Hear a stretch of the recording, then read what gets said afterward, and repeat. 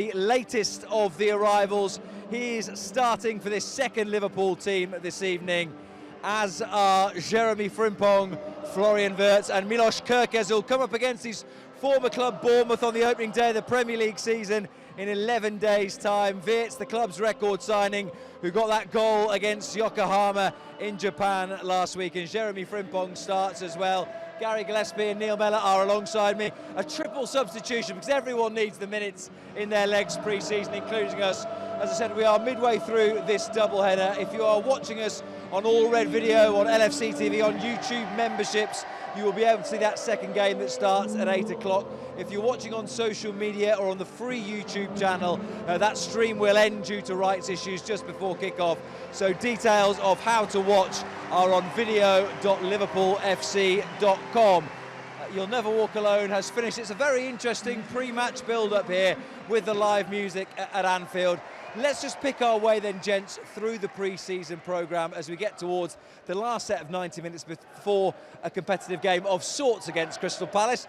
You might argue as an Arnold pro the Community Shield doesn't count. We'll maybe get to that at full time. But let's start at Deepdale, Gary, because obviously there are important parts of pre-season tactically, physically, but it felt like such a different and difficult day at Deepdale because of the passing of Diogo Jota. Well, it was just pure raw emotion, to be quite honest with you. I think myself and John Bradley did the commentary on the game, and it was probably like, well, it was the hardest game that we've ever done, and it was like a really emotional day.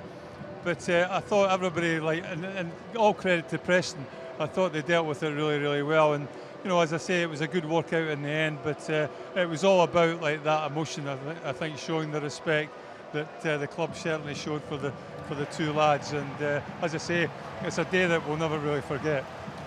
And it's so poignant, Neil, as well, even to watch there Darwin Núñez recreating Diogo's celebration. That Arne Slot said it perfectly after the passing of the two boys and in the build-up to the game. There is no right or wrong way to deal with this, and Liverpool's players, staff and the fans will be dealing with it all the way through this season and beyond. Yeah, I mean, even for the first game we had this afternoon, you could feel the emotion, you know, inside the stadium. For a lot of fans, a lot of people, first time back, obviously since winning the league, and it's incredible what happened, how difficult it is to get your head around it. And for the players, I think they'll have to come together and stick together. But I think that's where the fans will play an important role this season, to really help the players, because really, really was tragic. And the emotion with the game at Preston, I think the players handled it really well, going on tour to the Far East, constant reminders throughout, and then first game here back at Anfield as well. It felt quite significant, Gary, that the four new boys all came out together when the players, this second group, came to warm up this evening. And we keep saying it is only a couple of friendlies, and I'm sure they'll be in for something more powerful when Bournemouth come here next Friday. But even then, do you remember your first time coming out as a Liverpool player for match day at Anfield? Well, it was a little bit different back in our day. we didn't play in front of a crowd. We used to just have a mixture between the reserves and first team on the Tuesday before the start of the season, which normally meant like the Community Shield back then, or the Charity Shield, should I say. But it was nothing like this. But you know, I think it's very important, and I think that's why we do like pre-season and we go away on trips. It's about that team bonding and that team building with the new players. And I think as much for the older players as well that have been part of this set-up for a long time, it's to help them get to meet the new players as well. And I think that's as much a fitness, as much an exercise as the fitness side of it as well. But I mean, the character within this squad has been fantastic over like the last 5 or 6 years, and I think that will stand them in good stead. And you know, I think they make everybody like so welcome that I don't think the new lads will feel like too left out.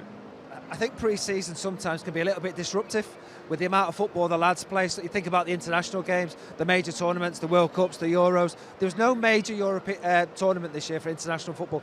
I think that helps. I think that helps bring the players together quicker rather than it being disruptive.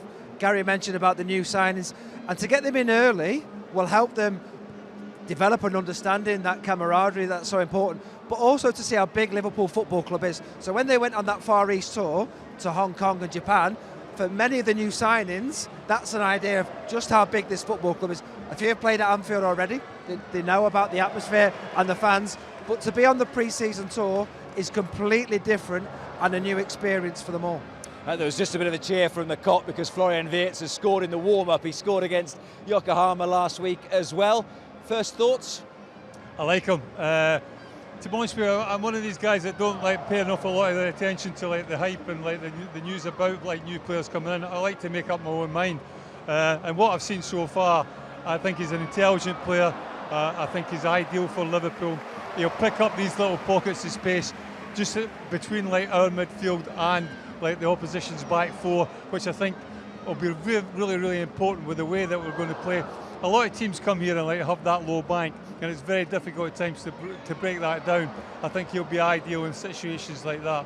But I like him. He's got goals in him. He's certainly got assists in him as well. His vision and his awareness that he's got are second to none, and I think that will stand not just him in good stead, but Liverpool like for the coming season. If Liverpool set up similarly to how they did last season, but Wirtz occupies that number 10 position, Neil, how different a player is he to Dominic Szoboszlai? I would say that Florian Wirtz is one of the best players in world football in that position. And that's how exciting it is, and you can hear all the fans, they're watching him in the warm-up. You've seen all the fans buy the new kit, desperate to get Florian Wirtz on the back. When Liverpool lost Trent Alexander-Arnold in the summer, Liverpool lost a lot of creativity, and I think he could be the player maybe to help in terms of losing that creativity. I think he's completely different to Szoboszlai in the sense of he is a natural 10. I think Szoboszlai can play 8, he can play a little bit deeper, he can play higher as well. I think Szoboszlai has energy to play throughout the midfield. Wirtz is a real specific 10, can play as a sort of a false 9, can maybe drift out into wide areas, but as an attacking player, one of the best in world football at such a tender age as well. I think what it does give you, it gives you options, doesn't it? And from a coach's point of view, the more options you can have throughout the course of the season, I think the better. Just to pick up on a couple of points that Neil made there. One, losing the creativity of Trent Alexander-Arnold, but also that compare and contrast thing.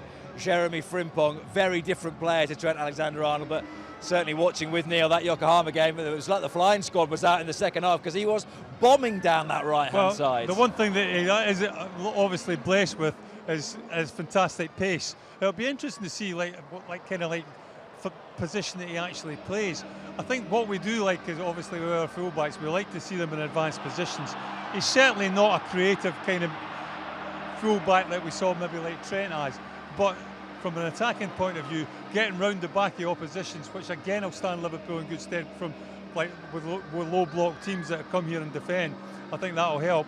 I think he's got all these like skills and all these traits, and he'll make goals as well as score goals. Do you see him as the solution or the stand-in when Mo Salah goes away, moving a little bit further forward, or certainly an option too? Possibly in his younger days, obviously when he was at Celtic and places like that, I think he played as a right winger, so he's got that his string to his bow. But I think he's better coming from deep and exploiting like the space and behind oppositions to use and utilise his pace. Well, this is Jeremy Frimpong then in that game against Yokohama as we watch him burst down that right-hand side again. And we'll move on, Neil, from Jeremy Frimpong to the man who made his debut in that game, Ugo Ekitike. I think we spoke about, from a striker's perspective, how keen he'll be to get that first goal under his belt. But again, there were some encouraging signs from Ekitike in that first game. Yeah, again, it was good that he joined up with the squad on the pre-season tour, rather than waiting for them to come back again to see how big the football club is. He had a little taster at PSG, didn't quite work out for him there. An incredible season, you'd have to say that, at Frankfurt last season. The lad knows how to score goals. His movement is outstanding, and when he looks around the team and he looks at the players he's playing with, he's going to get chances. We mentioned about Florian Wirtz playing in the 10 role, Mo Salah, Gakpo, that there is players in the final third that will create opportunities. His movement is sort of a proper 9. He'll run in behind, he'll lengthen the game. He's a big, tall lad, he's a presence, but it's developing the understanding, which doesn't come that easy. So learning first 45 minutes there against Yokohama, the game here today, how long will he play, I don't know, but all the time developing that understanding. But any attacking player wants to score goals, and he'll be no different. Neil's got a better insight to be what a centre forward should be like than what I have, but I watched him for like half an hour in the pre-season game, and I liked what I saw. again, he's intelligent, he makes intelligent runs, his touch is good as well. And I don't think he's just an out-and-out goal scorer. I think what he'll give you is assists as well. He'll bring other players into the game. And I think the more players that you can have like that within your team, I think the better. I think that's an important point because, like you say, he's not a 9 where, like a Haaland, will just score goals. He will get involved with the build-up. He will come a little bit deeper. He's got a good touch. He's got a good awareness. He likes getting assists. It's not all about scoring goals as well. So he has that flexibility, which is so important. Well, we said it against Yokohama, and we would say it again tonight, perhaps with the absence of Virgil van Dijk, who is ill. This is an 11 that could quite conceivably start in the first Premier League game against Bournemouth. But let's get details of both sides tonight. John Bradley, once again, is on commentary for us. Good evening. Yes, thanks, Rob. Looking forward to this one. We've had the start, and now it's time for the feast, isn't it, Ray? Well, we're really looking forward to this game as well. I thought the first one was very, very good. Young players were given their opportunity. They excelled, went out there and played the game in the right manner. I'm expecting exactly the same from a Liverpool side. They might be the one that starts against Crystal Palace next Sunday. Well, it's intriguing, isn't it? Let's have a look at the Liverpool side for this second game. It's all the big boys. They're all there. Georgi Mamadashvili is the goalkeeper. It's a back four with Jeremy Frimpong, Ibrahima Konate, Wataru Endo and Milos Kerkez. Dominic Soboslai and Ryan Gravenberg in midfield. And how about that for a front four? Salah, Ekitike, Gakpo with Florian Wirtz just floating around them. Yeah, listen, it's very, very exciting. Really looking forward to the forward line. What Liverpool have always played with in the last few years is with real pace, and you can certainly see that with the front four. Frimpong getting forward from that right back position. Watched him against Yokohama when he came on. I thought he was excellent. Some of the crosses he put in, brilliant. Because if you're a striker, you want it early. You want it between the goalkeeper and the last defender, and then you can run on and finish it off. And that's exactly what Frimpong offers you. Well, Frimpong loves that. We've already seen what Florian Wirtz can do with his first goal for Liverpool in Japan the other day. And Hugo Ekitike, just a little taster for him of Liverpool. He's had a few more days to settle in now, and he'll be starting to feel much more comfortable in his new home. Yeah, it's been a whirlwind for Ekitike. Let's give him some time to settle into his task here at Liverpool. But he's got all the attributes you want from a striker. Good movement, gets into the right positions, and all he needs is a few opportunities, get his goal, and he'll be off and running. And what a few days it's been for Will Wright. Just the other day, he was a Salford City player. He signed for Liverpool on Friday. He passed his driving test on Saturday morning, played for Liverpool's 21 Saturday afternoon, did all his signing stuff, his pictures on Sunday, was going to train this morning with the under-21s, got a phone call, said, no, you're needed at Anfield, you're going to be involved in this game tonight. Will Wright on the bench at the age of 17, having just signed from Salford City. Absolutely incredible, and what a great story as well for anyone who's trying to become a professional footballer. Keep trying, keep believing. Let's have a look at the Bilbao side for this second game, and it's very, very strong, and we're really interested, of course, to see Iñaki and Nico Williams. Nico, of course, deciding to stay at the club despite that huge interest in him in the summer. And that front three, by the way, playing just behind Marwan Sanadi, Williams, the two Williams brothers, and Oyhan Sanset, they're as good as anything you tend to find across Spanish football, and they'll be a threat in the Champions League well, this year. There's a good reason they finished fourth in the Spanish League last season. They only lost 6 games, the same as the teams that were above them. You know, Barcelona, who won the league, only lost 6 as well. But it was, obviously, they've got real talent, and if they can play in the right way, they will create chances in this game. Liverpool defensively have to be very switched on. Two very, very strong sides for the game that is set to get underway very shortly, Rob. Boys, thank you very much indeed. We'll be back with Ray and with John for kickoff, which is in just over 10 minutes' time now. Liverpool's players just making their way off the field, having done their warm-ups ahead of this final pre-season game. Is the feeling you want, Neil, that you could be ready in 3 days' time to play a proper game once you finish tonight? Yeah, I mean, it's still, just under 2 weeks away, the first game of the season, which is the one against Bournemouth, the one where they have to be ready for. Have to say, the sharpness shown from the players so far in pre-season has shown me that if the game was now, I'd fancy them to actually be at similar levels to what we're going to see first game of the season. It's about that rhythm, that bit of sharpness. But yeah, really excited about how good they are looking, and obviously after the tragic circumstances of what happened with Jota, I feel as though they've come together and will be ready for that first game of the season. One of the other encouraging things, and it's something that I asked Arne Slot about pre-match today, was the combinations actually look pretty encouraging. There were some little triangles in that the last game against Yokohama of Wirtz, Ekitike and Salah down that right-hand side, which looked pretty encouraging. Well, I think we've seen it all pre-season, to be quite honest with you, Rob. I think like the build-up play and like some of their attacking play has been really, really exciting. Real good combinations.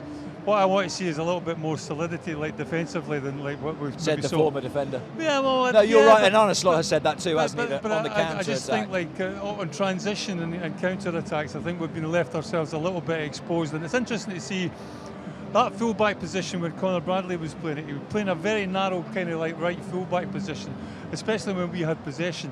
The right-hand side centre-back, who will be probably Kanati this evening, pushes out more to a right-back position. And I just think that leaves us a little bit exposed at times on transition and counter-attack. And it's something that we need to really look at and deal with it a little bit better than what we have pre-season. But in saying that, there's some really exciting things that you look at that team going forward, and it does whet your appetite. How encouraged have you been by the goalkeeper so far? Yeah, I think we know he's an outstanding young goalkeeper, but we also know we've got the best in the world anyway in terms of Alisson. He had to go back from the pre-season, which was unfortunate for him, to deal with a personal matter. He's not quite ready to play in this one, but when the game next weekend against Crystal Palace, I think everybody will be surprised if Alisson isn't starting in that. I think Kelleher was always a great deputy, and he showed that. What did he play? 10 Premier League games? Did really well, never let anybody down. And again, we've got that real quality as backup if Alisson should miss any games so far this season. I think you look at the squad, and we can play 2 games because we've got players, maybe 2 players in each position, but real good quality. So if 1 or 2 miss out, you've got quality to come in. You've got Conor Bradley and Frimpong battling away for right fullback. Slightly different in styles. Kirkes, Andy Robertson, Simicas as well. There's plenty of competition for places, but in terms of the goalkeeper, he's done well, but he is still settling in and understanding what the Premier League's all about. Gentlemen, thank you very much indeed. If you're watching on LFC TV, on All Red Video or on YouTube memberships, the second game is on the way very shortly. If you want to sign up, there is still time to do so. If you're watching on social media or on the free YouTube channel, then video.liverpoolfc.com is where you need to head. Get there quickly, and hopefully you will be there by the time this game gets underway. But Arne Slot is sat and ready for part 2 of this Monday doubleheader for Liverpool, hoping for more encouraging signs, you would say. It was still a very strong team that he was able to select for that first game that Liverpool won by 4-1, but this is a strong side, and we will see how they get on. Liverpool against Athletic Club is on the way after the break.